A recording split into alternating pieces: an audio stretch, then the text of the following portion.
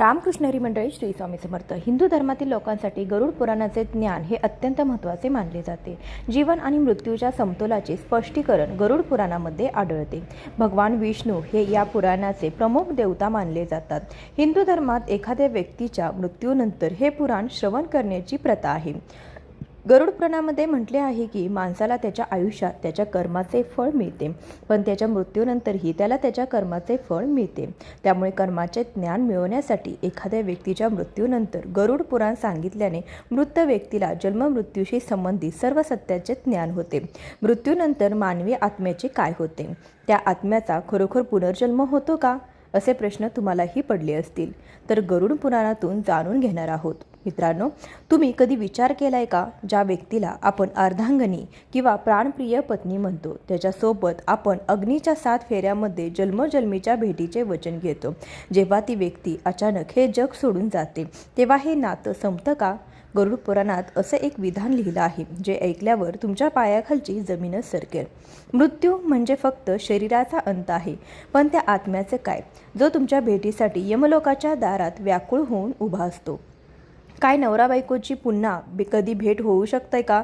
की आपल्या कर्माच्या भिंती या नात्याला कायमचं तोडून टाकतात? आजचा हा व्हिडिओ खूप खास आहे. आजचा हा व्हिडिओ फक्त माहिती नाही, तर तुमच्या दुःख झालेल्या मनाला मिळणारं एक उत्तर आहे. आज आपल्या विज्ञानाच्या पलीकडे जाऊन गरुड पुराणाच्या पानापानात लपलेलं ते रहस्य उलगडणार आहोत, जे ऐकून कदाचित तुम्हाला आज शांत झोप लागेल किंवा तुमचं आयुष्य बदलून जाईल. त्यामुळे हा व्हिडिओ तुम्ही शेवटपर्यंत नक्की पहा, कारण आज तुम्हाला तुमच्या प्रश्नाचं उत्तर मिळणार आहे. तसे चॅनलमध्ये नवीन असाल तर सबस्क्राईब करा आणि व्हिडिओला एक लाईक करून कमेंटमध्ये श्री स्वामी समर्थ असे नक्की लिहा. तसेच बाजूच्या बेल आयकॉनलाही प्रेस करा, म्हणजे जेव्हा कधी मी व्हिडिओज अपलोड करेन तेव्हा त्याचं नोटिफिकेशन सर्वात आधी तुमच्यापर्यंत पोहोचेल आणि तुम्ही एक पण व्हिडिओ हा मिस करणार नाही. बऱ्याच जणांना असे प्रश्न पडतात की माझे मिस्टर गेले, माझी बायको मला सोडून गेली, काय आम्ही पुन्हा कधी भेटू? स्वामीच्या कृपेने आमची पुन्हा गाठ पडेल का? हे ऐकलं की मन विषण्ण होतं. मृत्यू हे जीवनाचं एकमेव सत्य आहे, जे आपण नाकारू शकत नाही. पण गरुड पुराणात जे भगवान विष्णूंनी स्वतः पक्षीराज गरुडाला मृत्यूच्या प्रवासाबद्दल सांगितलं, त्यात पती पत्नीच्या भेटीबद्दल अत्यंत गूढ माहिती दिली आहे. बहुतेक जण विचारतात की मेल्यावर माणूस कुठे जातो? ते आपल्याला विसरून जातात का, की ते आपली वाट पाहत असतात? आजच्या या विशेष व्हिडिओमध्ये आपण गरुड पुराणातील त्या अध्यायाचा अभ्यास करणार आहोत, जिथे आत्म्याच्या प्रवासाचे वर्णन आहे. हे सत्य जितकं कठोर आहे, तितकंच ते भावनिकही आहे. जर तुमच्याही घरात कोणा जोडीची ताटातूट झाली असेल, म्हणजे सासू सासऱ्यांपैकी कोणाचा एकाचा मृत्यू झाला असेल, किंवा आपल्या पती पत्नी या जोडीपैकी कोणातरी एक व्यक्ती आपल्याला सोडून गेली असेल, म्हणजे कुणा जवळच्या व्यक्तीला आपण गमावलं असेल, तर हा व्हिडिओ तुमच्यासाठी स्वामींचा एक संकेत समजा. पुढे जाण्यापूर्वी मनापासून स्वामीचे नामस्मरण करा, कारण स्वामींच्या नामातच सर्व दुःखांचे निवारण आहे. गरुड पुराणात सांगते की जेव्हा शरीरातून प्राण बाहेर पडतात, तेव्हा आत्मा लगेच यमलोकात जात नाही. तो आपल्या शरीराभोवती आणि घराभोवतीच फिरत असतो. पहिल्या काही तासात आत्म्याला हे समजतच नाही की तो मेला आहे. तो आपल्या पत्नीला रडताना पाहतो. तो तिला स्पर्श करण्याचा प्रयत्न करतो. अगं, मी इथेच आहे, रडू नकोस, असं सांगण्याचा प्रयत्न करतो, पण त्याचे शब्द कुणालाही ऐकू जात नाहीत. आत्म्याला भूक आणि तहान लागलेली असते. गरुड पुराणानुसार हे 13 दिवस त्या आत्म्यासाठी अत्यंत क्लेशदायक असतात. जर पतीचा मृत्यू झाला असेल तर तो आपल्या पत्नीच्या भोवती घुटमळतो, कारण तिचं दुःख त्याला बांधून ठेवतं. 13व्या दिवशी जेव्हा पिंडदान होतं, तेव्हाच त्याला पुढच्या प्रवासासाठी ऊर्जा मिळते. कल्पना करा, ज्या माणसाने आयुष्यभर आपलं रक्षण केलं, तो आपल्या अगदी जवळ असूनही आपण त्याला मिठी मारू शकत नाही. अंगावर शहारे येतात ना? हे ऐकून मृत्यू किती निष्ठुर असतो. तुम्हालाही असं कधी वाटलंय का, की कुणीतरी घरात आहे पण ते दिसत नाही? या 13 दिवसामध्ये घरामध्ये गरुड पुराण आणि विष्णू सहस्रनाम लावून ठेवावे. पती किंवा पत्नीच्या निधनानंतर खचून न जाता श्री स्वामी समर्थ मंत्राचा सतत जप करावा, जेणेकरून त्या आत्म्याला शांती मिळेल. 13 दिवसात केलेलं शुद्ध दान त्या आत्म्याला पुढच्या प्रवासामध्ये भोजन म्हणून मिळतं. आपण म्हणतो की लग्न हे साधा जन्माचं नातं आहे. गरुड पुराण याला ऋणानुबंध म्हणतं. एखादी व्यक्ती आपल्या आयुष्यात पती किंवा पत्नी म्हणून का येते? कारण मागील जन्मातलं काही देणं घेणं बाकी असतं. गरुड पुराणानुसार ज्या पती पत्नीमध्ये अत्यंत प्रामाणिक प्रेम असतं आणि ज्यांनी एकमेकांशी कधीही दगाफटका केला नसतो, त्यांचे ऋणानुबंध इतके घट्ट असतात की मृत्यू देखील त्यांना तोडू शकत नाही.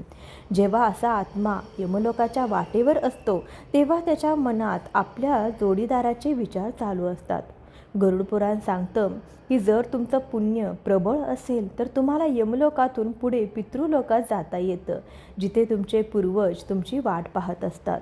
विचार करा, मृत्यूच्या त्या भयान वाटेवर सुद्धा त्या आत्म्याला फक्त आपल्या जोडीदाराची आठवण असते. आपल्या जोडीदाराशी कधीही खोटं बोलू नका. जर तुमच्या हातून काही चूक झाली असेल तर जिवंतपणेच माफी मागा. दर अमावस्येला पती किंवा पत्नीच्या नावाने अन्नदान करा. स्वामी समर्थांची सेवा केल्याने ऋणानुबंध पवित्र होतात. गरुड पुराणात एका नदीचा उल्लेख आहे जिचं नाव ऐकताच थरकाप उडतो. वैतरणी नदी. ही नदी रक्ताने भरलेली असते. यमलोकाकडे जाताना प्रत्येक आत्म्याला ही नदी पार करावी लागते. गरुड पुराण सांगतं की ज्या पती पत्नीने आयुष्यात एकत्र राहून धर्माचं पालन केलेलं आहे, दानधर्म केला आहे, त्यांच्यासाठी यमदूत एक नाव आणतात. पण ज्यांनी पाप केलं आहे, जोडीदाराचा छळ केलेला आहे, ते या नदीत अडकून पडतात. इथेच पती आणि पत्नीची ताटातूट होते. जर एकाचं पुण्य जास्त असेल तर तो पार होतो आणि दुसऱ्याचं पाप जास्त असेल तर तो तिथेच ओरडत राहतो. एका नावेतून प्रवास करणारे दोन जीव कर्मामुळे एकमेकांपासून कायमचे लांब होतात. वैतरणी नदीतून सुटका होण्यासाठी जिवंतपणेच गोदान किंवा गायीची सेवा अत्यंत महत्त्वाची आहे. दररोज स्वामी समर्थांच्या फोटोसमोर बसून माझ्याकडून काही चूक झाली असेल तर क्षमा करा अशी प्रार्थना करा. यामुळे कर्माचा भार हा हलका होतो. गरुड पुराणातील हे सर्वात मोठं रहस्य आहे. लोक विचारतात, आम्ही पुढच्या जन्मात पुन्हा नवरा बायको होऊ शकतो का? गरुड पुराणानुसार आत्मा कधीही मरत नाही. तो फक्त कपडे बदलावे तसे शरीर बदलतो.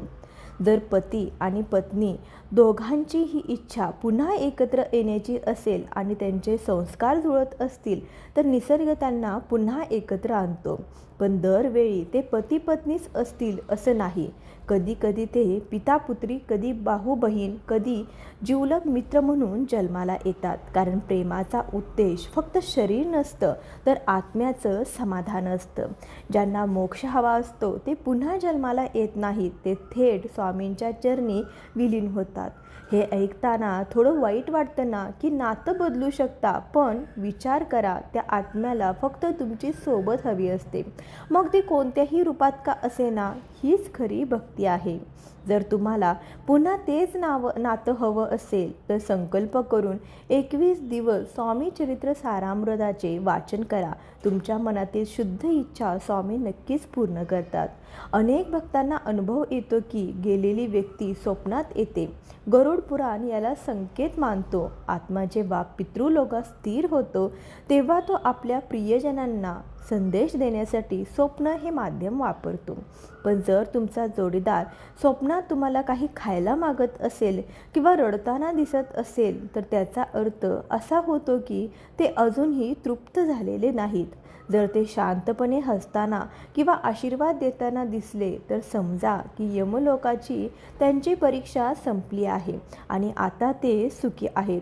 ही एक प्रकारच्या भेटीची खूण आहे. स्वप्नात जेव्हा आपण त्यांना पाहतो तेव्हा क्षणभर वाटतं की ते परत आलेत, पण जाग आल्यावर डोळ्यात पाणी असतं. तुम्हालाही असं स्वप्न कधी पडलंय का? आणि जर स्वप्नात गेलेली व्यक्ती वारंवार दुःखद रूपात दिसत असेल तर नारायण बळी आणि त्रिपिंडी श्राद्ध करून घ्यावे. दररोज श्री स्वामी समर्थ मंत्राच्या 11 माळा जप कराव्यात. गरुड पुराणातील प्रेतकल्प सांगतो की यमराजाच्या दरबारात सर्व आत्मे आपल्या कर्माच्या निकालाची वाट पाहत रांगेत उभी असतात. तिथे भेट होणं शक्य नसतं, पण तिथे मोहमाया नसते. तिथे फक्त पश्चाताप असतो. गरुड पुराणानुसार यमराज त्यांना त्यांचे मागील आयुष्य एका पडद्याप्रमाणे दाखवतात. जर दोघांनीही भक्ती केली असेल तर यमराज त्यांना एकत्र पुढच्या प्रवासासाठी जाण्याची परवानगी देतात.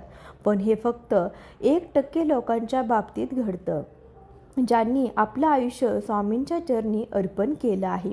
त्या गर्दीत आपला जोडीदार आपल्याला ओळखेल का, हा विचार करूनच मनाला धडकी भरते. ज्यांनी आपल्या आयुष्य स्वामींच्या चरणी अर्पण केलं आहे, आयुष्यात कधीही कोणाचं मन दुखू नका. पती-पत्नीने एकत्र बसून किमान 15 मिनिटं नामस्मरण करावं. हे एकत्र केलेलं पुण्य तुम्हाला मृत्यूनंतरही एकत्र ठेवते.